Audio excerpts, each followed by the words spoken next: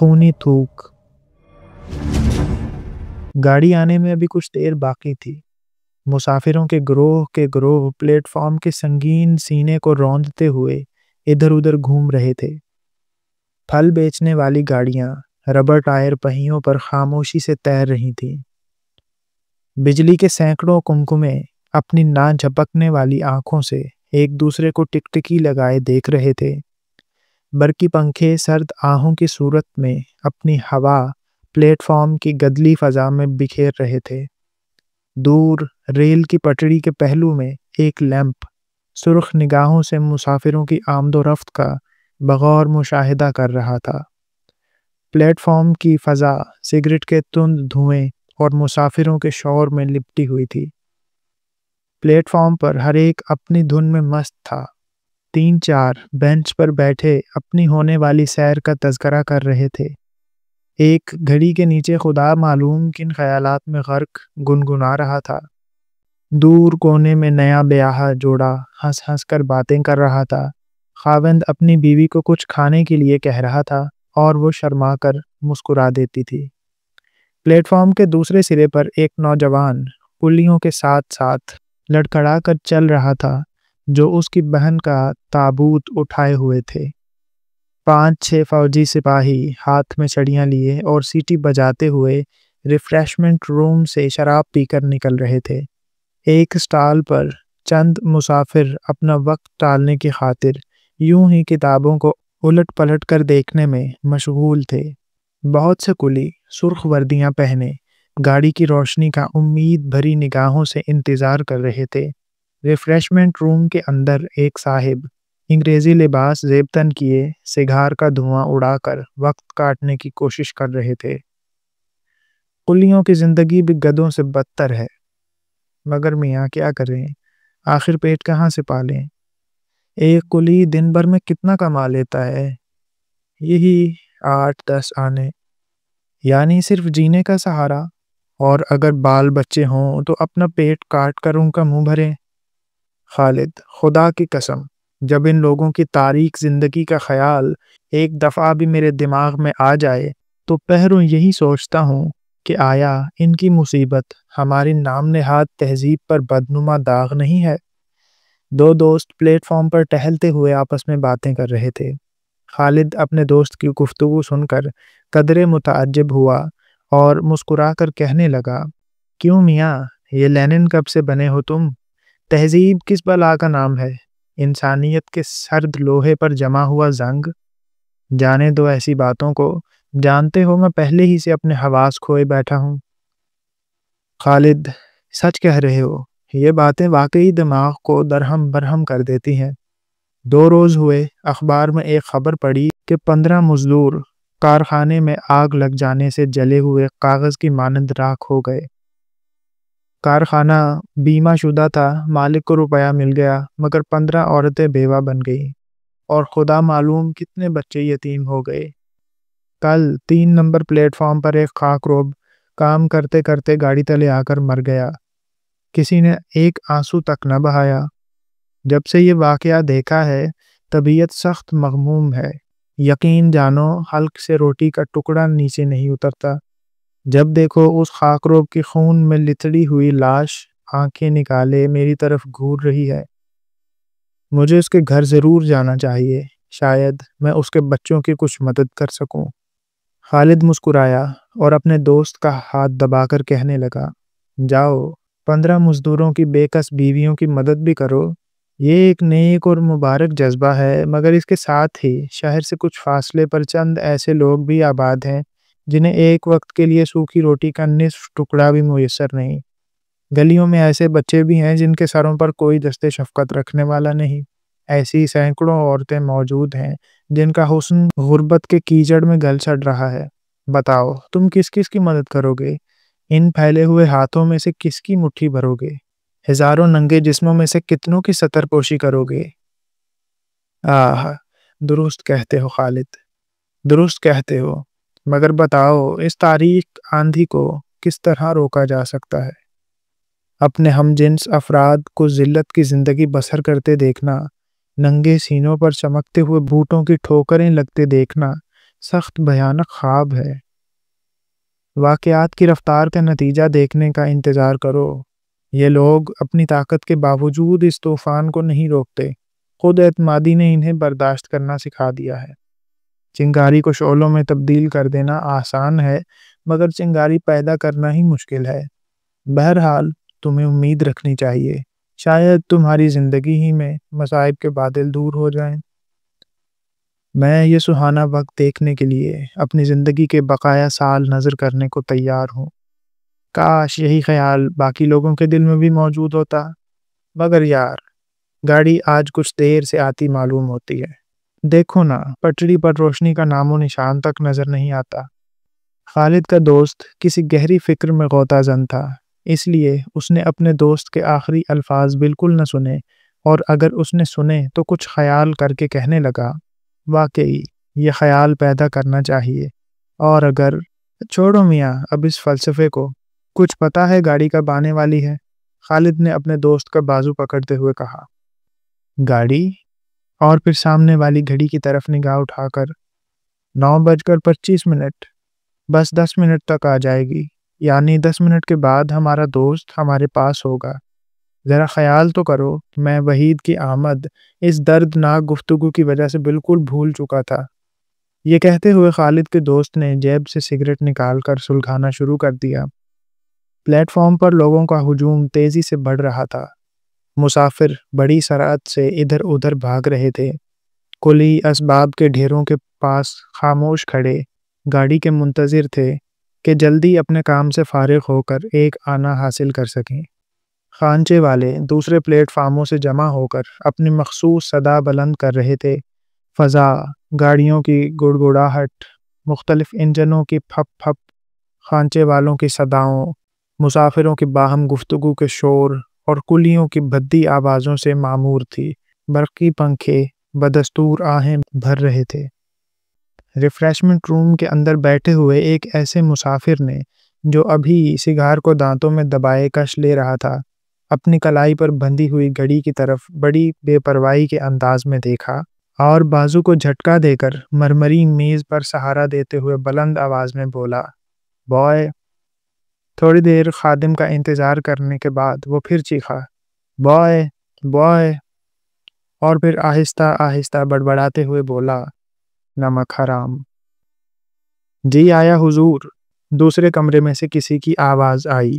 ساتھ ہی سفید لباس پہنے ایک خادم بھاگ کر اس مسافر کے قریب مؤدب کھڑا ہو گیا۔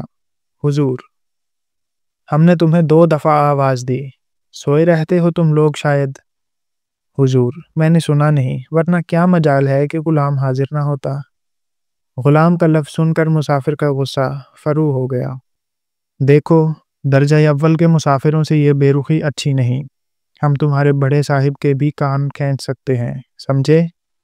جی ہاں، ایجنٹ کے، وہ ہمارا دوست ہے۔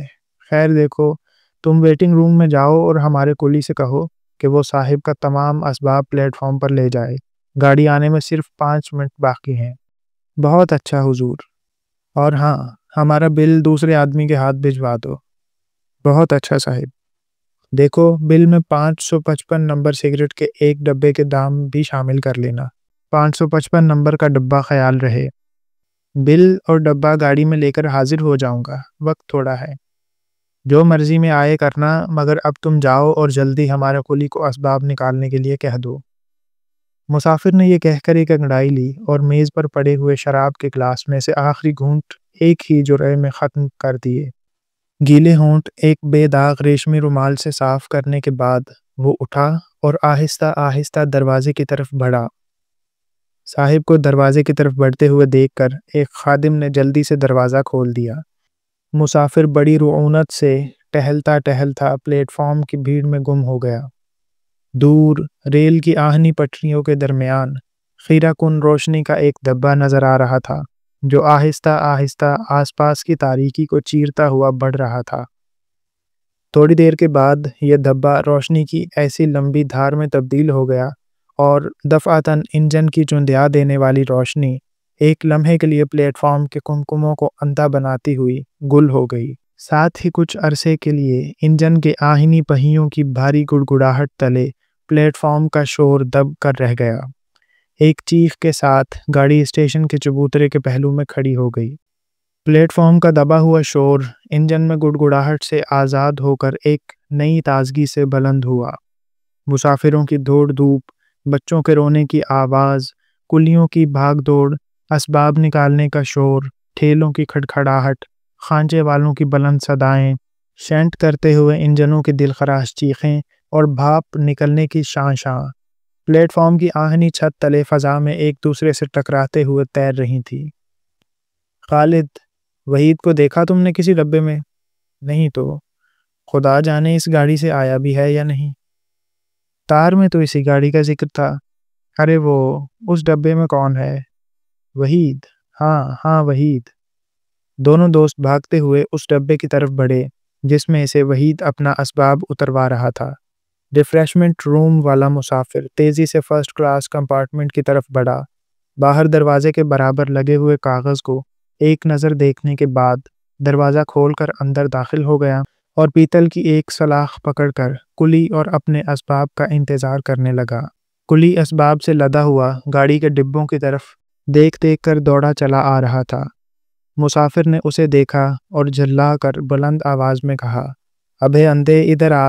کلی نے مسافر کی آواز پہچان کر ادھر ادھر نگاہ دوڑائی مگر بھیڑ میں خود مسافر کو نہ دیکھ سکا۔ وہ ابھی اسی پریشانی میں تھا کہ ایک اور آواز آئی، کیوں نظر نہیں آ رہا کیا؟ ادھر ناک کی سیدھ۔ کلی نے مسافر کو دیکھ لیا اور اسباب لے کر اس کے پاس جا کر کھڑا ہو گیا۔ صاحب ایک طرف ہٹ جائیے، میں اسباب اندر رکھ دوں۔ ہاں رکھو۔ مسافر دروازے کے قریب ایک گدے دار نشست پر بیٹھ گیا۔ مگر اتنا عرصہ سو رہے تھے کیا؟ خان سامہ نے تمہیں یہ نہیں کہا تھا کہ صاحب کا سامان اٹھا کر گاڑی آتے ہی فوراً ڈبے میں رکھ دینا؟ مجھے معلوم نہیں تھا کہ آپ کس ڈبے میں سوار ہوں گے۔ کلی نے ایک بھاری ٹرنک بالائی نشست پر رکھتے ہوئے کہا، یہ ہمارا ریزرو ڈبہ ہے، باہر چٹ پر ہمارا نام بھی لکھا ہوا ہے۔ آپ نے پہلے کہا ہوتا تو ہرگز دیر نہ ہوتی۔ 1 2 3 8 اور یہ 10۔ کلی نے اسباب کی مختلف اشیاء گننا شروع کر دیں۔ سامان کرینے سے رکھنے کے بعد کلی نے اپنے اطمینان کے لیے ایک بار پھر رکھی ہوئی چیزوں پر نگاہ ڈالی اور ڈبے سے نیچے پلیٹ فارم پر اتر گیا۔ صاحب اپنا سامان پورا کر لیجئے۔ مسافر نے بڑی بے پرواہی سے اپنی جیب سے ایک نفیس بٹوا نکالا اور ابھی کھول کر مزدوری ادا کرنے ہی والا تھا کہ اسے کچھ یاد آ گیا۔ ہماری چھڑی کہاں ہے؟ چھڑی تو آپ ہی کے پاس تھی۔ میرے پاس؟ بکتا ہے، وہیں چھوڑ آیا ہوگا تو۔ چھڑی آپ کے پاس تھی، مگر صاحب اس سخت کلامی سے پیش آنا درست نہیں جب میں نے کوئی خطا نہیں کی۔ کلی کی زبان سے اس قسم کے الفاظ سن کر مسافر آگ بگولا ہو گیا اور جگہ سے اٹھ کر دروازے کے پاس کھڑا ہو کر چلانے لگا، سخت کلامی سے پیش آنا درست نہیں؟ کسی نواب کا بچہ ہے، جتنے کی چھڑی ہے اتنے تو تیری اپنی قیمت بھی نہیں۔ چھڑی لے کر آتا ہے یا نہیں، چور کہیں کا؟ چور کے لفظ نے کلی کے دل میں ایک طوفان برپا کر دیا۔ اس کے جی میں آئی کہ اس مسافر کی ٹانگ پکڑ کر نیچے کھینچ لے اور اسے اس اکڑ کا مزہ چکھا دے، مگر طبیعت پر قابو پا کر خاموش ہو گیا اور نرمی سے کہنے لگا، آپ کو ضرور غلط فہمی ہوئی ہے، چھڑی آپ نے کہیں رکھ دی ہوگی، مجھے بتائیے میں وہاں سے لے آؤں۔ گویا میں بے وقوف ہوں؟ میں کہہ رہا ہوں چھڑی لے کر آ، ورنہ ساری شیخی کرکری کر دوں گا۔ کلی ابھی کچھ جواب دینے ہی والا تھا کہ اسے چند قدم فاصلے پر خان سامہ نظر آیا جو ہاتھ میں سگریٹ کا ڈبہ اور چھڑی لیے چلا آ رہا تھا۔ چھڑی خان سامہ لے کر آ رہا ہے اور آپ خواہ مجھ پر برس رہے ہیں؟ بکو مت، کتے کی طرح چلا رہا ہے۔ یہ سن کر کلی غصے سے بھرا ہوا مسافر کی طرف بڑھا۔ مسافر نے پورے زور سے اس کے بڑھے ہوئے سینے میں اپنے نوکیلے بوٹ سے ٹھوکر ماری۔ ٹھوکر کھاتے ہی کلی چکراتا ہوا سنگین فرش پر گر کر بے ہوش ہو گیا۔ کلی کو گرتے دیکھ کر بہت سے لوگ اس کے ارد گرد جمع ہو گئے۔ بیچارے کو سخت چوٹ آئی ہے، یہ لوگ بہانہ بھی کرتے ہیں، منہ میں سے شاید خون نکل رہا ہے۔ معاملہ کیا ہے؟ اس آدمی نے اسے بوٹ سے ٹھوکر ماری ہے، کہیں مر نہ جائے بیچارہ۔ کوئی دوڑ کر پانی کا ایک گلاس تو لائے۔ بھئی ایک طرف ہٹ کر کھڑے ہو، ہوا تو آنے دو۔ کلی کے گرد جمع ہوتے ہوئے لوگ آپس میں طرح طرح کی باتیں کر رہے تھے۔ تھوڑی دیر کے بعد خالد اور اس کے دوست بھیڑ چیر کر گرے ہوئے مزدور کے قریب پہنچے۔ خالد نے اس کے سر کو اپنے گھٹنوں پر اٹھا لیا اور اخبار سے ہوا دینا شروع کر دی۔ پھر اپنے دوست سے مخاطب ہو کر بولا، مسعود، وحید سے کہہ دو اب ہم اس سے گھر پر مل سکیں گے، اور ہاں، اس ظالم کو دیکھنا کہاں ہے، گاڑی چلنے والی ہے، کہیں چلا نہ جائے۔ یہ سنتے ہی لوگ اس مسافر کے ڈبے کے پاس جمع ہو گئے جو کھڑکی کے پاس بیٹھا کانپتے ہوئے ہاتھوں سے اخبار پکڑے پڑھنے کی بے سود کوشش کر رہا تھا۔ مسعود اپنے دوست وحید سے رخصت ہو کر اس مسافر کی طرف بڑھا اور کھڑکی کے قریب جا کر نہایت شائستگی سے کہا، آپ یہاں اخبار بینی میں مصروف ہیں اور وہ بیچارہ بے ہوش پڑا ہے۔ پھر میں کیا کروں؟ چلیے، اور کم از کم اس کی حالت تو ملاحظہ کیجیے۔ کمبخت نے میرے سفر کا تمام لطف بدمزہ کر دیا۔